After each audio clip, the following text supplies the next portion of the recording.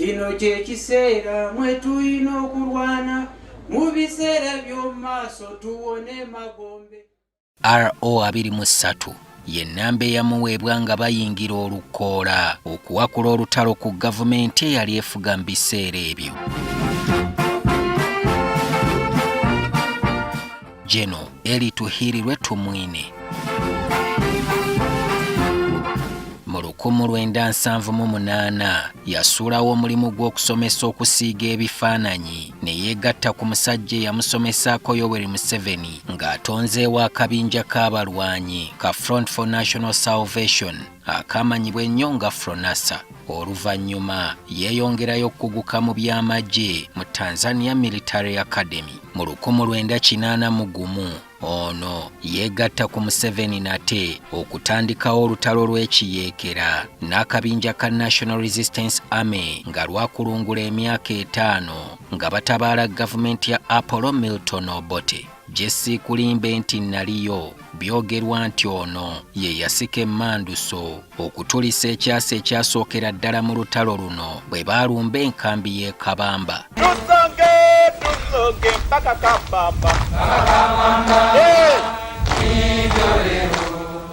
Ng'olutalo lukwajja, Tumwine ye yali avunaanyizibwa ku ggye eryalawunanga oluguudo oluva e Kampala okudda e Hoima, era wano binyumizibwa nti lunaku lumu emmundu yatokota okukira ebijanjaalo mu ntamu gye byaggweera ng'atuggiddwa ekyasi mu liiso ekyaliviirako okuggibwamu. Tusonge mpaka Kampala. Hivyo leo jifunze misi ya sana ziuguza vita vyao. Yaweerezaako ng'omuduumizi wa NRA okuva mu 1984 okutuuka mu 1988 General Salim Salero yamuddira mu bigere. Mu 1988 ng'ali wamu ne Frederick Jemagisa, Beppo ne Salim Saleh yasuumusibwa okutuuka ku ddaala lya Major General era Chepe zaabambazibwa mukama waabwe Yoweri Museveni. Lino lyalinga ddaala Tumwine kwe yalinnyira okutuuka mu bitiibwa ebitali bimu mu ggye lya UPDF wamu ne gavumenti. Wakati wa 1986 ne 2021 abadde akiikirira magye mu paalamenti era okuva mu 1986 okutuuka mu 1999 ye yali ssentebe w'akakiiko k'amagye akajulirwamu abajaasi ab'amadaala aga waggulu oba High Command Appeals Committee. Yakolako nga minisita omubeezi ow'ebyokwerinda mu mwaka gwa 1989. Wakati wa 1994 ne 1996 ye yali ssenkulu w'ekitongole ekikettera wabweru wa Uganda ki ESO, so nga bwe yavaawo yafuuka omuwi w'amagezi eri pulezidenti okutuuka mu 98. Mu 2005 yalinnyisibwa amadaala n'afuulibwa ggye n'ajjudde era n'aweebwa n'ogwa ssentebe owa kkooti y'amagye. Mu 2019 ye yali minisita w'obutebenkevu, ekifo kye yatuulamu okutuuka mu 2021 alyoke aweebwa ekyobuyi bw'amagezi ku nsonga z'obutebenkevu. Mu kiseera we yabeerera omuduumizi w'amagye, Tumwine yali musaale nnyo mu kuteekateeka bendera, obubonero, Beppo ne yunifoomu y'amagye ga UPDF. Mu 1992 yatandikawo kampuni ey'obwannannyini gye yatuuma Creation Limited okutumbula okukuba, okusiiga ebifaananyi n'ebiwunde. Wano Tumwine we yatandikira okusongebwamu olunwe olw'okuwamba ejjolesezo ly'ebisiige linnomo Galare erisangibwa e Nakasero mu Kampala. There's no MOU, there's no contract, there's no tenancy. All that you are saying, Chairperson and members, is not there. I want to challenge the ministry. If they have an invoice or an agreement with me that I should pay rent, you cannot demand an agreement, rent when you have no agreement. Atuuse kuvambula mu bwansi eno obuwooma nga tasasulangayo yadde 10 eky'obupangisa ku nsimbi ezisoba mu kawumbi akalamba akambalirirwa emyaka 35 gye yagiwambira.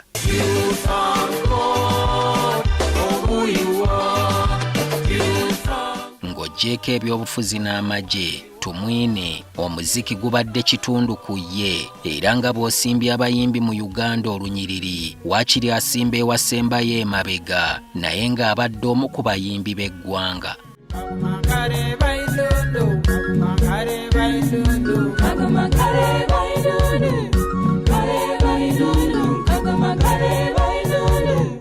Teri agenda kwerabira mbeera za Tumwine ezibaddengamu okwogeza ebboggo n'ebigambo ebiŋoola abo abalowooza nti balina eddembe okumussa ku nninga okukoma ku bikolwa bye n'enneeyisa.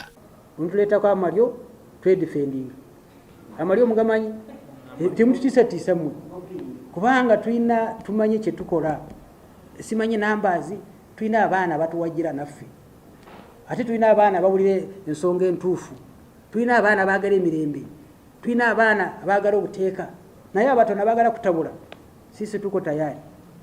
Mu 2019 Tumwine we yabeerera minisita w'ebyobutebenkevu yeegaana ebyamwogerwako nti yasonga emmundu kika kya pasitoola mu mubaka omukyalo owa Dokolo Cecilia Ogwal n'amusongamu n'olunwe mu biseera bya paalamenti ey'omusanvu. Ne mugamba nti Cecilia Ogwal sikutegeera bulungi. Ne mugamba nti you have disappointed me. You are a liar. Uli mu bulimba. Kyoyogedde kya bulimba. Ono teyakwatibwanga na nsonyi kujjukiza bannayuganda nti y'omu ku baabayiirawo omubiri ng'enjogera y'ennaku zino bweri n'afiirwa na bingi okulaba nga balina eddembe mu ggwanga lye basinziirako okumuleetako olunderebwa olubiguza embwakabina. And I am a freedom fighter. I am a patriot. I sacrifice. I contribute where there is a good cause. I don't steal money from government. I have never taken a single shilling from normal gallery. Kanjogere nga mbibuukira ate nti mu mwaka gwa 2019 era yeewuunyisa akakiiko ka paalamenti ak'eddembe ly'obuntu bwe yakkiriza nti ddala eggwanga lirina amatulugunyizo oba safe houses era kino n'akiweera n'ensonga nti okwetooloola ensi yonna teri ggwanga litagalina. Under what laws do the safe houses operate? There might be no specific law, but I do not know of any law which bars them. Kino kyaviirako ababaka ku ludda oluvuganya okutandika kaweefube ajja obwesige mu musajja mukulu ono.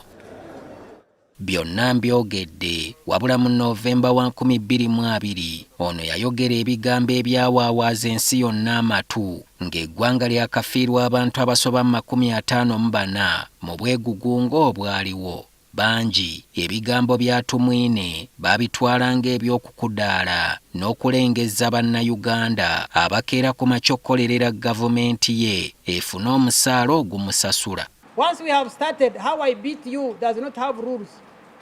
Police has a right to shoot you and kill you if you reach a certain level of violence. Nga mukama we amaze okumunaabira mu maaso n'amugya ku kya minisita w'obutebenkevu n'amussa ku guno na guli naye yavaamu ogwaka n'awa mukama we amagezi aweeyo ebisumuluzo bya State House agende ewaka awummule nti kubanga okubeerawo kwe kwali kwakwennyika Uganda yattu mu ntata. And to me now, I think the best advice we can give him is prepare for a smooth transition so that we ensure stability and long-term peace for the long future. Tumwine afudde akyali ssentebe w'akakiiko akakola ku midaali gy'eggwanga ekigabibwa abantu abatali bamu. Enfunda nnyingi abantu abatali bamu bazze bavaayo ku mikutu gy'omutimbagano ne babika Tumwine nti mufu nga yatuuka n'okuvaayo mu lwatu abakakase nti yakyali kyuma kya mudaaki si wa kuseguka. Kibonge kyanini Bakira neeteteggula ku musajja gwe mbadde sinnakutegeeza nti amazaalibwa ge abadde ng'agalya buli 12 April nga yazaalibwa mu mwaka gwa 1954 ku kyalo Burunga mu disitulikiti ey'Embarara. Yasomerako ku Mbarara High School, St. Henry's College Kitovu ne ku ssettendekero Makerere gye yannyukira ebitabo mu 1977 ne digiri mu kukuba n'okusiiga ebifaananyi beppo ne dipulooma mu busomesa. mu 2005 yakkirizaako okugenda ku ttendekero ly'amagye ekimaka mu disitulikiti y'e Jinja akubweko enfuufu mu bukodyo obwo obw'ekinnamagye nga ne mu Russia we baagiyitiranga Soviet Union ono yatuukayo okwo ng'akyabanguka mu by'amagye. Tumwine yali ateereddwa ku lukalala lw'abajaasi abalina okuwumuzibwa mu Julayi wa 2022 kyokka enteekateeka zino zajja mu kigoye weezinge ng'abakulu beekwasa nsonga ya bbula lya nsimbi nga beerabidde nti olumbe kijjolooto olaba lutta kagulu atafa. Uganda na wananchi wote, asante sana.